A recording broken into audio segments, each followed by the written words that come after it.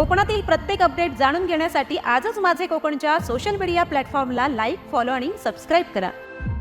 आज अखेर शिवसेना उद्धव बाळासाहेब ठाकरे पक्षाचे उपनेते राजन साळवी यांनी उपमुख्यमंत्री एकनाथ शिंदे यांच्या उपस्थितीमध्ये शिवसेनेमध्ये पक्ष प्रवेश केलाय। यावर आमदार भास्कर जाधव यांनी राजन साळवींवरती चांगलेच तोंडसुख घेतले आहे। या दरम्यान सामंत बंधूंचा देखील चांगलाच समाचार घेतला आहे, पाहूया। असं आहे की राजन साळवी नेहमी मी एकमेव निष्ठावान म्हणायची, मी एकनिष्ठावान। आता स्वतःला बिरुदावली जेव्हा एखादा माणूस लावतो त्यावेळेला लोक सुरुवातीला ते लोकांना अप्रूप वाटतं, पण नंतर तो विषय हा लोकांच्या दृष्टीने चेष्टेचा होतो।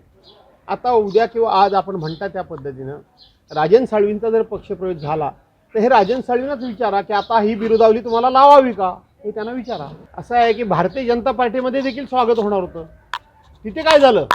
तिथे का नाही राजन साळवींचा पक्षप्रवेश झाला? तिथे विरोध कोणी केला?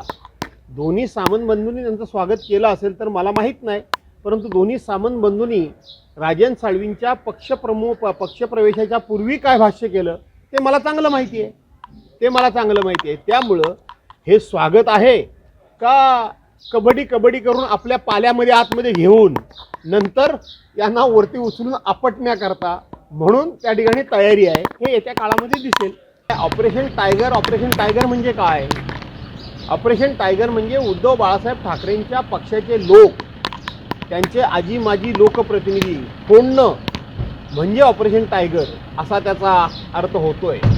मला या गोष्टीचा नक्की आनंद आहे, मला अभिमान वाटतो उद्धव बाळासाहेब ठाकरे यांचा, कारण त्यांचे 40 आमदार फोडले, 13 खासदार फोडले, अनेक नगरसेवक आजी माजी नगरसेवक फोडले, अनेक पक्षाचे पदाधिकारी फोडले, तरीसुद्धा त्यांची माणसं फोडण्याकरता म्हणून टायगर ऑपरेशन म्हणावं लागतं।